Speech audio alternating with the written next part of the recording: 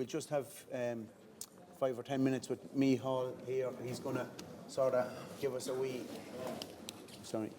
He's going to give us a little feel for both Bia and the support that's there for the horticultural industry. And then we'll have a chat among ourselves about some of the key findings, if that's okay. Yeah, that's great. Thank you. Thank you, Robbie.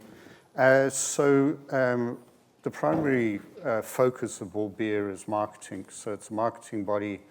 And if we look at the big interventions that we've got in horticulture at the moment, promotions is a big one. So we have 2 EU co-funded campaigns running in Ireland. So we have the Life is Better with fruit and veg.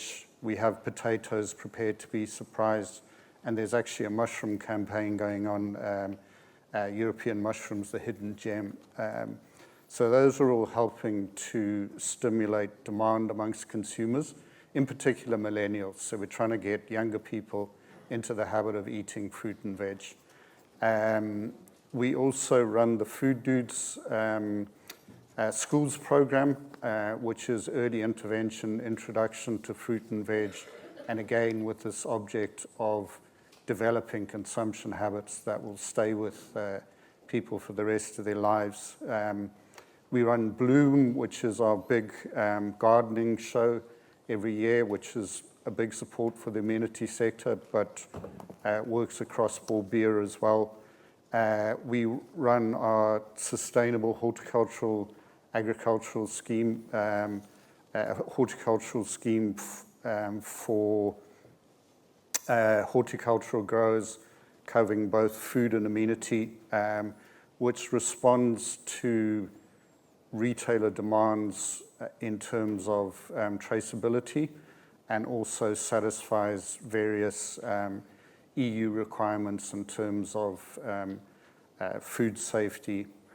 And then we also run Origin Green program, which is all about developing the green credentials of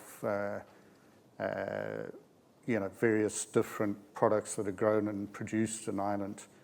We are working at the moment at looking at introducing some of the carbon footprinting methods that are used in other sectors into horticulture.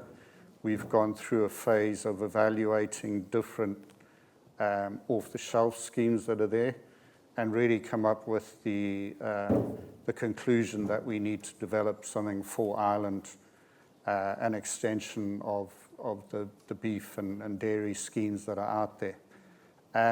We participate in the Hort Forum, which is across all the state bodies, so it's Chagas, Department of Agriculture. We work with the IFA, and our big focus there at the moment, in terms of all the issues that are facing horticulture, is with a retail charter to get supermarkets to, nail their colours to the wall in terms of their support of Irish horticulture. And at the same time, we're looking at a consumer pledge to do the same. So those are in work. And yeah, from a personal level, lean has been a real focus for me over the last couple of years. So lean is a system which helps you reduce your costs and increase your productivity. We got involved with it when Brexit happened, and our mushroom growers lost 20% of their income overnight due to the devaluation of the pound. And we've seen some really good results, just developing cultures within companies, helping them develop metrics. If you can't measure something, you can't improve it, and work with pertinent issues like labour. So a lot of the lean work is about training and nurturing the talent in your organisation. So in a snapshot, that's some of the areas that Ball Beer are involved with. Yeah. Thanks, Robbie. No, good, nice brief overview.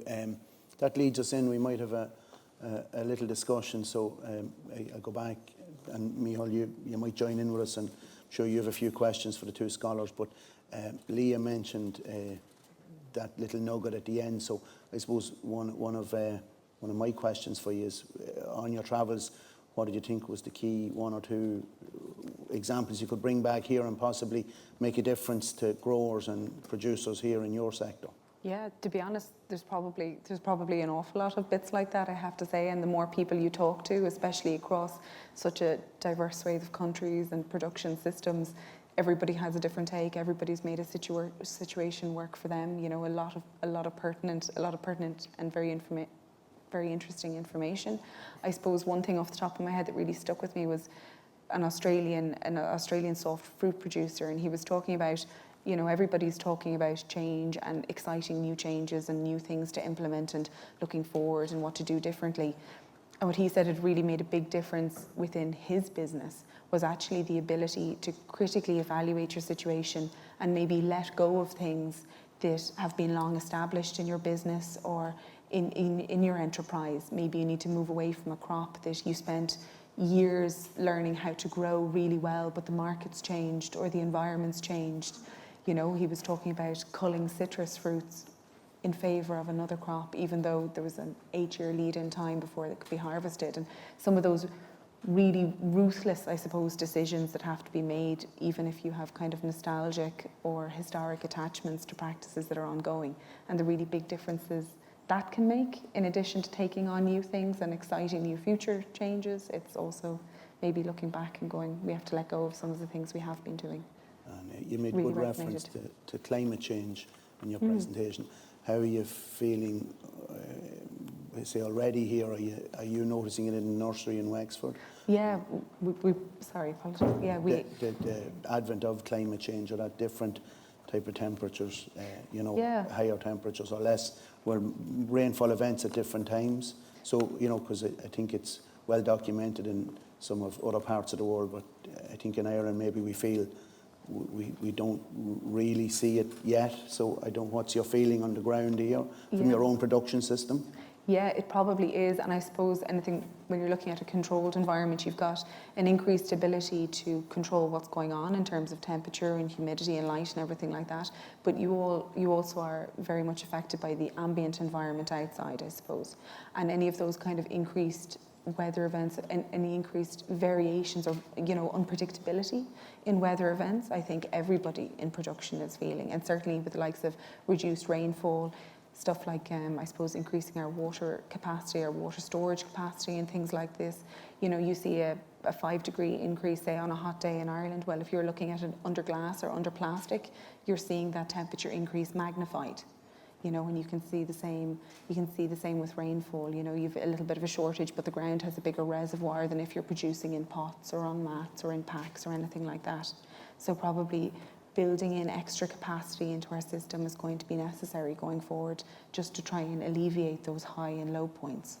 And crop selection, I think, is probably something as well that's going to be very important. I mentioned it kind of in the Californian approach, that if we look at other environments or other countries that are ahead of us in terms of temperatures or water fluctuations or things like that, they've already come up with some of these solutions. They're a little bit further along the line, and it gives good insight into measures we might need to adopt. Probably one of the key values of doing the Nuffield is Absolutely. Getting the travel and opening up the 100%, mindset. and certainly with regards to climate, you can pick zones where we're predicted to be in and go and look at those systems and what are they doing that we might need to consider in the future. And some of it is going to require big infrastructure and big investment, you know, water storage, things like that. And move to Tom. You in your presentation, Tom, you seem to focus a little on that whole integrated pest management and disease management systems, but also the fact that, you know, chemistry is being sort of withdrawn at EU level. So how are you managing that currently, here in Ireland, or where are you seeing the pinch points? Yeah, look, it's a huge problem, and as I said, like, we don't want to be out spraying pesticides either. It's a workload. So if we could do without it brilliantly, but we don't have the varieties to do that. Even as post-Brexit, like, we don't have access to seed potatoes now from GB anymore. And last year we picked up a blight strain, EU43, that is resistant to a third of our blight products that we have registered at the minute. Now, that's still not in the UK. I think they've actually picked it up just lately this year, but it hasn't been in the UK last year and for most of this year. And that's a real warning shot over our bow of what we could be bringing in from continental Europe, like, you know. So there's one arm, we're being told, right, we can't, we're getting, you know, the toolbox is getting less and less for plant protection products. On the other hand, well, we're not letting you access higher grade seed from Scotland. So we're really just going down a tunnel there with no light at the end of it just at the minute, you know. There's a lot of the chemical companies now that, you know, the reduction of 30% of pesticides frighten them. They don't nearly have anything in the pipeline either, you know. So integrated pest management, we are doing an awful lot more of it. But we need to get paid to do an awful lot more of it, because the more and more products that we lose, the more and more costly it is for us. Yeah, and I suppose again, like a question I asked Liagh, from your travels, what did you pick up that you feel maybe could be introduced to your own system with your own growers and probably across the wider potato and veg sector? I think one of the most impressive was the Prince Edward Island Potato Board. Like, the industry is doing a lot of stuff very individually, and there's no communication. Like, we have our IFA Potato Committee, we have our IFA Horticulture or Vegetable Committee, but it's soft fruit and vegetables. We might be putting carrots and cows together. You know what I mean? It doesn't fit. We have our horticultural forum, we have KPMG reports, you know, the department of all them, they have their own horticultural strategy. But if I asked, I'd say 90% of the growers, if I asked them, did you read the horticultural strategy? They wouldn't even know it existed. And that's a huge problem. So we need a lobbying and a forum with all the stakeholders in the room, from primary producer to retailer, to try and push this forward. It's very simple, because they're all there at the minute. We just need one, whether it be the Department of Agriculture or who it is, to pull it together. And that's one lobbying group and one forum for the industry. Like, it's crazy that we have government procured contracts. We have rollouts of dinners in schools that have no criteria to be Irish. The French have it done. 60% of the French government procured French contracts have to be either locally produced or organic. It's really about just joining the dots or getting collaboration between the existing stakeholders. Yeah. And like, we have, you know, post-Brexit as well, as I said, we've no access to seed, but the ware can still roll in every week into this country. We go across an imaginary line, an hour and a half up the road. They have plant protection products now that we don't have. They have access to seed that we don't have, but yet they can compete with our supermarkets and compete for our work. The whole thing has to be pulled together. You touched base on education there, education around eating more fresh produce, but equally so, I think there's probably a lot of consumers aren't aware of those misnomers between maybe policy or products are able to come in. And I know maybe some of the key focus is always on economics with consumers, but do you feel that there's a role for maybe, again, that group to get together and maybe highlight some look at, I mean, you know, issues. The government has an agenda to reduce the cost of food, but like, fresh produce is the cheapest food that's in the supermarket, and it's the only product that's in the supermarket that we haven't done any shrinkflation on. So a bag of chocolate and a bag of crisps is about half what it was, or what it is now, versus what it was 10 years ago. A kilo of spuds is still a kilo of spuds. You know? And, well, I suppose to lead on from that, do you even go back to the point about a lot of growers not, maybe even having seen reports or read reports, and sometimes it can be, people maybe prefer to just go out and do the work and the job they love and that. So is there a role, you touch base on knowledge transfer, but is there a role, it could be a good initiative for a recent qualified Nuffield Scholar, maybe is there some bit of leadership that could come, or where should it come from, to maybe bring the groups together and actually start to just chip away at some of these issues, and probably try and just get people more aware of it and the potential that's, the frightening thing is, and I was recently spent a few days in the West, and we stopped in the Strokestown Famine Museum on the way back, but I've heard you speak many times about the reliance on Nairobi as a single variety carrot, and there a long time, which was part of the problem, I suppose, with relying on lumpers variety during those famine years. It was only one of the contributing factors, but where where do you see that, do Yeah. you feel, is there still a knowledge gap maybe higher up at policy level that there could be pretty much disasters at farm gate level if new blight strains develop strongly and the likes of something to go wrong with a variety like Nairobi in the carrot industry? No, definitely. And I think it is an industry, and the industry itself is driving the industry. Because we've no R&D, we have to do it all in-house, which is hard for primary producers to do. And it's very hard to do it if you only have 1-year contracts. If you've got a 5-year contract, you can start focusing on stuff and start to do stuff more sustainably. Supermarkets are changing a little bit. They're starting to give longer-term contracts. That's one thing anyway. That's a low-hanging fruit that needs to be changed. Certainly, we're pulling that form and pulling that lobby together. As I said, everyone is there individually. We just need a group to pull it together. And as I said, it needs to be a focus group on potatoes or field vegetables, soft fruits, so on, because there's too much of a crossover between the different productions. If myself and Liagh went into a meeting with the department, she's going to have a different agenda than what I'm going to have. But we're all classed as horticulture. It's a very, very big, broad sector, Yeah, which probably, to be fair, hasn't helped it along in the past. No. So yeah, it's interesting your thoughts on that. Yeah. And Michal, you might have a couple of questions for that. Yeah, I suppose, Liagh, just in general, growing media seems to be a real issue at the moment. What kind of issues are you facing there? It's obviously, I think a lot of people are aware of the peat issue at the moment, and the struggle. What are we going to grow with, I suppose, if we see peat completely taken out of the system? And I think Tom touched on it as well with education around IPM and integrated pest management usage and the quality of the products, or not the quality of the products, but the type of products you're going to get out if we do go further down that line. And I think the same principle can kind of be applied to your growing media. So we can grow in things that aren't peat-based, but there will be compromises at the moment, especially when we haven't got a strong alternative there. So peat properties in a pot or in a pack are ideal for moisture retention and for root development and aeration and all of these other kind of things. And we just don't have a fabulous alternative. The research just hasn't been there. The supply chain isn't established. There isn't a good alternative to get the same product out of.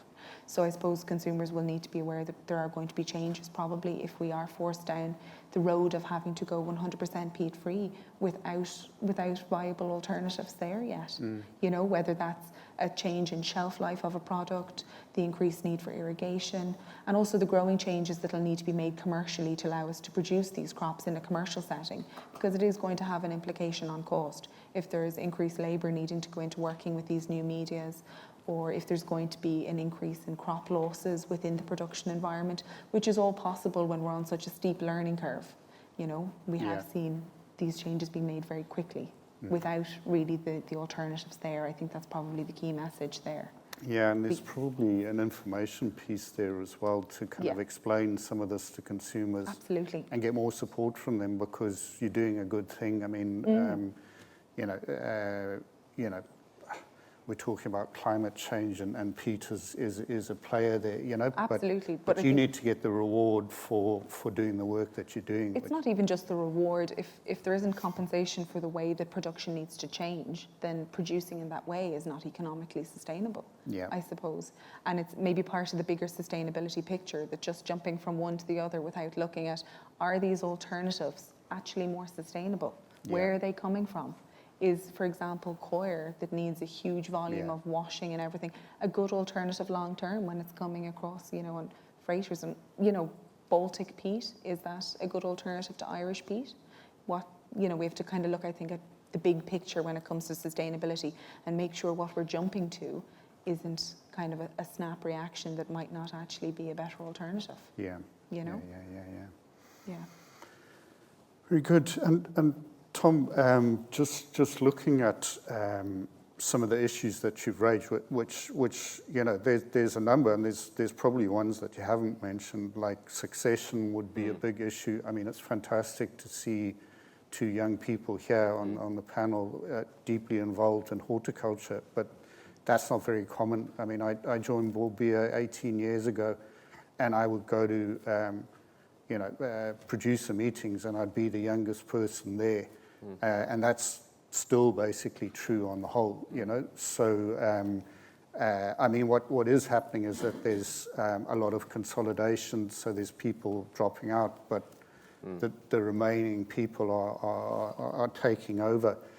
I suppose it's trying to find a way to get the industry to work together to lobby more effectively. Because if you're looking at, say dairy, beef, cereal crops, they've got the numbers. They've got 40,000 farmers or whatever, and that gives you the political clout to help solve some of the problems. So I think, there's probably not more than 200 horticultural producers of any size left anymore. The smaller people are just dropping out all over the place. So it's to work out how to raise your issues from that very small base, But I mean, absolutely, there's hugely important roles that, in particular, fresh produce can play in the health of the nation. So and to get support from every level, whether it's in food service, which is traditionally not Irish produce, in the same way that people talk about their local cheeses at a restaurant, they should be talking about their local vegetable suppliers, and absolutely to open up opportunities in procurement for public work. And we're talking about things like the new school schemes, but there's other opportunities out there as well. There's, prisons, for instance. Hospitals, schools, There's hospitals, there's any number of state bodies that are actually involved in this area already, and it's just not on the agenda at the moment, No. But you just touched on succession there, and consolidation, but it's probably the only farming industry in the country that somebody is telling their son or daughter not to get into it if they're already in it. There's an easier life to be had here. That's something else, which is horrible. And they're not going out of business because they want. They're not going out of business because they want to go out of business. They're going out of business because they can't make any money. Yeah. It's as simple as that. And consolidation is just cutting overheads. Every other business in the country is consolidated to try and cut overheads. That's all the horticulture is trying to do because it's becoming very unviable. An example of that would be the fixed price contracts. So potatoes work like a market should. If there's too little of them, the price goes up. If too much of them, the price goes down. Everything else is done at a fixed price. So if we fix a price in just say January or the start of the spring of the year for the crop that we're going to plant, we get all the inputs on farm, we know the cost. Then we're delayed until May until the planting. We've lost nearly 4 weeks of growth, which means we're not going to make up that in terms of yield. So that has to change. Retail price on carrots last year was just say €300 a tonne. For imported carrots or on the wholesale end of stuff, it was €800 a tonne, and we got none of that because we're on fixed price. We're looking there at the minute at strong carrots at $4,000 an acre as an insurance for frost, so that doesn't get paid for. Yeah, no, I agree. There needs to be more flexibility in those systems, which and if you can start putting mechanisms in place that if world markets or if as the commodity they're moving, we're not asking to see all of that, but if it goes up 10 cents, that we see 5 cents of it. Yeah. You know what I mean? Yeah. I mean, I would certainly see a shift in attitudes towards supply amongst the retailers in the last sort of couple of years because they were normally in a situation where they could import what they wanted cheaper from the continent. So that was the competition. But, even last year with flooding, they suddenly couldn't get a whole range of salad crops. So I think that it's coming full circle. It's starting to change. In terms of the carbon footprint, and whether Borbia can bring a labelling service in that has a traffic light system for the carbon footprint, of produce, whether it be imported from Spain or whether it's grown in Ireland, that there's some sort of a traffic. The Australians have it done. They have a traffic light system for whether it's imported or whether it's produced locally.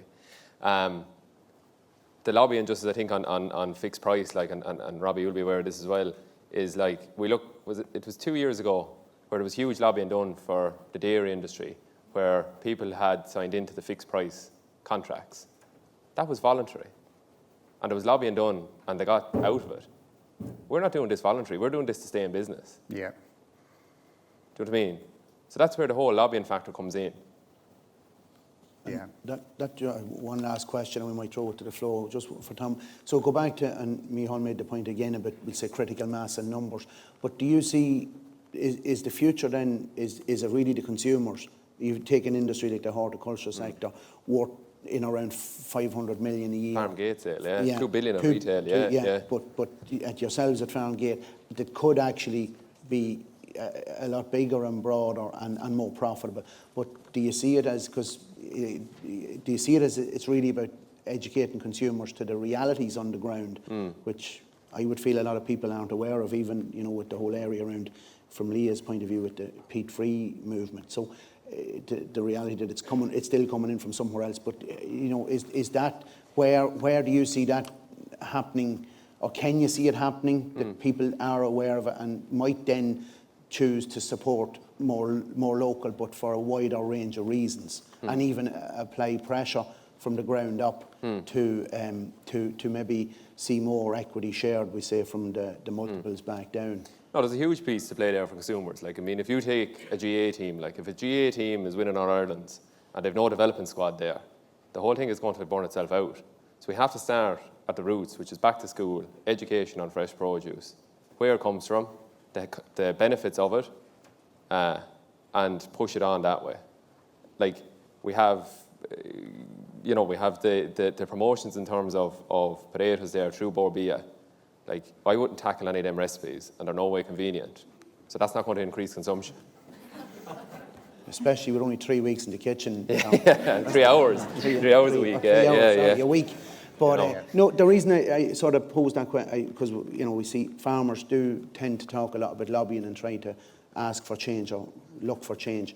But I suppose in the UK, it's been noted over the last 10 years that a lot of the changes that came from the top down were because some even in some cases, teenagers championed a cause, be it climate, be it less food miles, better for the environment, better for the locality, better for local jobs, animal health and welfare, which probably doesn't come into it when technically you might be killing the veg as well. But but do you see maybe an area for that where it's, because I know there's a lot of money going into promoting the foods, as you say, but do you think is there scope for maybe one or two sort of personalities, but from maybe not just being famous, but from someone that takes the cause on themselves and pushes it forward? Yeah. And I think like the health benefits of what we're doing needs to be promoted from the sports industry as well, because we are producing complex carbs. They're an awful lot more nutrient dense than rice and pasta, whatever else, and carbohydrates is a big factor to any sports. So that does need to be promoted, and we need to look at that in terms of we're started 2-3 years ago. We started into tackling into this fresh chip and potato end of stuff, doing the chip shops. And John Geary, Meta Fresh Foods, who's the sister company, he was going to head out. He was out in France at the World Cup, and he was going to get a big sign done up to say that Tig Furlong eats Irish chips. But it's that sort of promotion that we need as well, Yeah. So it is. Yeah. No, I think as well. I mean, there's so many challenges at the moment because, when you're looking at millennials, I mean, your competition is not so much produce coming from the continent as much as if you're in the cities, Deliveroo and, Just Eat, so people just aren't cooking. They are buying their food and it's cooked already. I mean, part of this is probably how do you get into those suppliers to make sure that it's Irish produce for a start. But it's kind of educating people on the importance of health the importance of eating fruit and veg, and of cooking yourself so you know what's in it, you know. As soon as you get a jar with something, it's got ingredients, you know, it's got flavorings and preservatives and, you know, modified starch, and, you know, so that, you know, that emphasis on natural food, local food, you know, and cooking, you know, it needs to develop through promotional work, so you know that people buy into it. I'm going to throw it open to the floor, folks, for questions for our three speakers. If anyone has a question.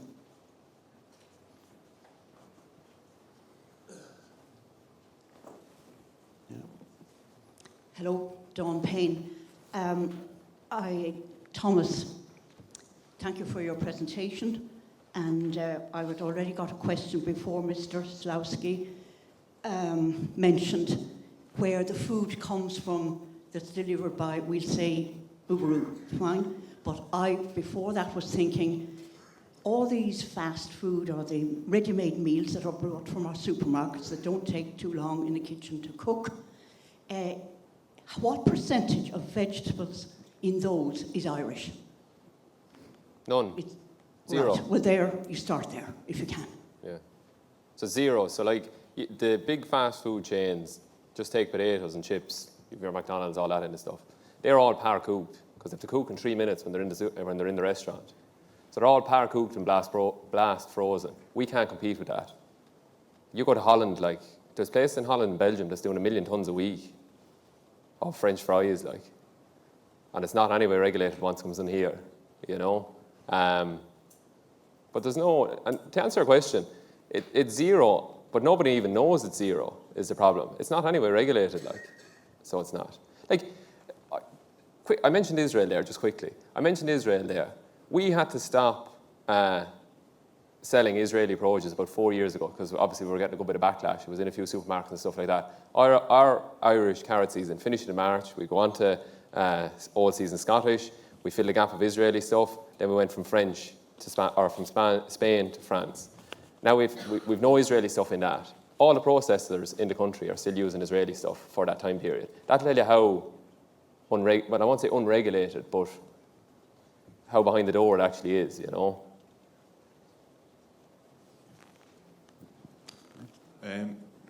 Just here, Jack O'Connor. I'm with MSD Animal Health, but I had a life before that on potato farms down in Ladies Island in Wexford. So, great presentation to both of you. But Tom, just a question.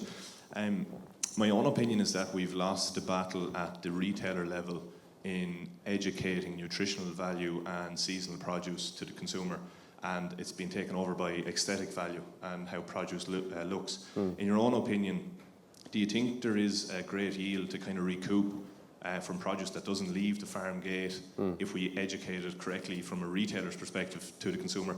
I'm living in Dublin during the week and I'm nearly going to get kicked out of Tesco for asking people while I'm putting my shopping trolley up onto the counter, why are you buying that and why are you buying this? So, because the mindset has completely gone away from nutritional value, more so to I can get in and get out of the kitchen, as you've said, in whatever, a couple of minutes and off to whatever they're going to. So interested to get your opinion on that. Yeah, so I suppose in terms of the lower standard produce in the shelves, so the UK have done it. So a couple of years ago, the UK brought out their wonky line, which was to reduce some of that waste. The problem with that, it was a great idea at the time, but what actually happened to them is you have to have consistent wonky vegetables. And they've got to a scenario then where they still have to fill the line, but they end up filling the line with their premium products. So the whole thing is going down on them. So, like, we set out to have the best possible crop as we possibly can. We don't set out for a substandard crop, because you do that, you're not going to end up anywhere. So that is, it doesn't just work as nice as that. Look, I mean, in terms of the waste that is on, it is on farms, like in terms of potatoes and carrots, they are all getting fed to ruminants. So they're not fully just waste, albeit the value is less. They are recycled. But at retail level then and consumers, 100% consumers have to be in. Some of that research on what time we're spending in the kitchen is done by Rabobank. And they reckon we're not actually that far away, and we can start seeing it now with the introduction of HelloFresh into the country. that people don't even want to spend that 10, 15, 20 seconds in the supermarket to decide what they're going to cook for the week. They nearly want a prescription. And we can start seeing that now with HelloFresh coming in, because you get a prescription, you get exactly what you're going to cook for the week, how many meals you want, and etc. So we're really going into a convenience world, like, you know. And we haven't caught up to that in fresh produce. Anyone else? Oh, sorry. Sorry, a question for both speakers, really. You've commented that the tools to production, chemical-wise, etc., for pests and diseases is dropping the whole time. Yeah. But one of the obvious solutions of current technology, let alone future technology, is the adoption of GM. But is there, in your opinion, is there just too much public perception problems trying to overcome the Frankenfood, I suppose, perception of this, rather than actually the benefits to sustainability, to water usage, to chemical usage? Like, it's an obvious solution to this, but yet, and it's been there for maybe 10, 15 years. It's not as if it's a new development. But is it ever going to happen, or is there just too much resistance to it to ever be one of your toolboxes? Like, gene editing is coming, but it's still 10 years away. And I think that goes back to the education role. Like, all of us here as primary producers, like, we know in terms, if someone really challenged us, we couldn't actually promote our meat and dairy as GM-free, because we're importing soya and we're importing maize, GM maize from around the world into the country. But yet we're not allowed to use it in terms of fresh produce. So that has to change. But the fact that it's taken so long even for gene editing to come in, it is a concern of how far forward we'll be in terms of pesticides at that stage. Ideally, it should come in. If we got a product in the morning, or we got a potato variety in the morning that was resistant to blight, it'd probably take 15% of our cost out of it, reduce our carbon footprints, etc. You know, so it has a huge role to play, definitely. I've seen it in Australia, and I've seen it in the US, where they've GM cotton, Roundup Ready GM cotton. They only spray it once. That's it. Leave it there. You know, there's huge potential there. But it's back to education, and we need to educate. Another simple example is, like, you know, everyone is terrified of GM. Genetically modified food still has not recorded that it has killed anybody. Like, if we all said when cars were invented, no, we can't have that because it's going to kill people. You know what I mean? Like, so it's the same examples. Like, it's just back to education, you know? Yeah, look, and probably on the immunity side, there isn't as big a pushback when it comes to flowering plants and shrubs and that kind of thing as there would be with food production. There isn't the same stigma around it. You're not consuming it. It's a little bit different. And I suppose there's an awful lot more of a push in ornamental towards new varieties and new changes and visual changes in appearance and that kind of thing. But I really think it does probably come back to, as Tom mentioned, educating the consumer and consumers being aware of the benefits behind it as well, and also on the savings on the production end in terms of commercial production as well, and keeping those prices down and keeping the prices where consumers want to see them, I suppose, by not having to take on the increased cost and labour and wastage associated with, as Tom was mentioning, having to deal with these pests and disease issues in a less chemically active way, I suppose. And the same can apply to the likes of the IPM. It really comes down to educating consumers. There are other ways to deal with these problems, but it comes down to consumer awareness and price point on it. You know, we could be targeting the likes of aphids and pests like that using biological methods, but your biological controls of aphids parasitize your aphid. So you still have a percentage of aphids on your crops going out. So it's a consumer tolerance of what they're willing to deal with in terms of, say, if you have a geranium in a garden centre and you have an aphid on it, the aphid might be parasitised and no longer doing any harm to that geranium, and the aphid's going to die in 3 days. But your consumer is still typically going to go for the completely perfect, undamaged geranium that doesn't have an aphid on it. I think so. It's really about an education around the whole system as well, I think. Yeah. Just quickly on that, as well, it'll fit in very, very well. Like, gene editing and GM will fit in very well on potatoes, because we've actually built variety brands. So, like Rooster, Mars Piper, people will go into the supermarket and buy Rooster, buy Mars Piper, buy Corpings, whereas a carrot is a carrot and a cabbage is a cabbage. So in order for us to have more sustainable varieties but keep similar names, like a Rooster Mark II, that maybe is blight resistant and drought tolerant and whatever else, it'll really fit in there. And if consumers can see that, like, it'll be fantastic, and the education around it. Good stuff. I think we'll wrap it there, folks. Can we give a... One more. Oh, sorry. Well, how are we on time? One quick one. Preferably from Michal or Liagh. Hi, so my name's Lorna Davis. I'm a visiting scholar from the UK, Wales actually. It's just a question for you. I'm sorry, I can't remember. Tom, Liagh. Liagh, sorry. So Liagh, Excellent. really interesting to hear you talk about the use of your compost and sourcing more sustainable supplies. What I'm interested in is, in terms of the sourcing of compost and having peat as your potential compost media, peat is one of the largest sequesters of carbon, and potentially, although there's the opportunity to look to others to supply that compost to then enable Ireland to not have a carbon footprint which is negative, is that not just offsetting our environmental footprint to others? And how do we overcome those kind of challenges across all sectors, including veg growing and everything else, so that our environmental footprint is retained within our own country and improved rather than offsetting it to others? Water being another example. Yeah, I think absolutely really good question. I think it's not really about, oh, we'll just look at importing the solution or exporting the problem. I think the real issue with the peat situation is that it is an ideal growing media. It's historically used extensively, and we're very, very dependent on it. And the problem is probably that how rapidly the change has come about, so that there isn't a very good alternative at the moment that slots in to fill that gap. So probably what we needed was a longer transitionary period to find a good alternative domestically, rather than just importing peat from somewhere else. It's not really about that. It's about looking at the system, I suppose, a little bit more holistically and a little bit more fully, and what is a sustainable alternative. Are we going to grow it? Where are we going to produce it? Can we compensate for a slightly less optimal component for our mixes than peat? I suppose increase our baseline fertilizers, or increase perlite composition, or try and incorporate other ways to substitute the peat out. But really what we need is an awful lot of resources to go into researching a good alternative, and then also probably a consumer awareness campaign of some sort if we're going to make these changes, which we will need to do. As you've illustrated, there are serious benefits to carbon sequestration in bogs. But there will be a transitionary period, and some more resources need to go into smoothing that out, rather than exporting the problem or importing the solution. Absolutely. Yeah, and I mean, I'd say when you look at the overall picture of peat, I mean, we used to burn peat for power, we used to do massive exports of peat to the continent. Irish peat was really sought after.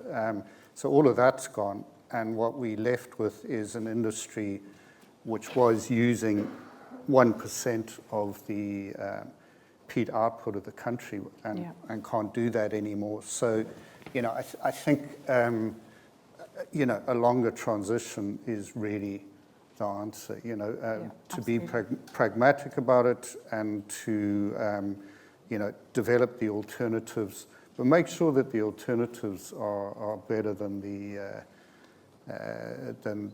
situation we've got at the moment. Lovely, folks. Well, listen, thanks a million. Thanks, Robbie. Very informative, and hopefully with the advent of more horticultural scholars through Nuffield, it'll help to get some of this voice out there, and make maybe, as I think both of you sort of called it, the forgotten industry still very important, and fourth largest in the country. So just like to say thanks to Liagh, Tom and Michal for their input today, and best of luck on your future endeavours as Nuffield Scholars, folks. Take care. Bye-bye.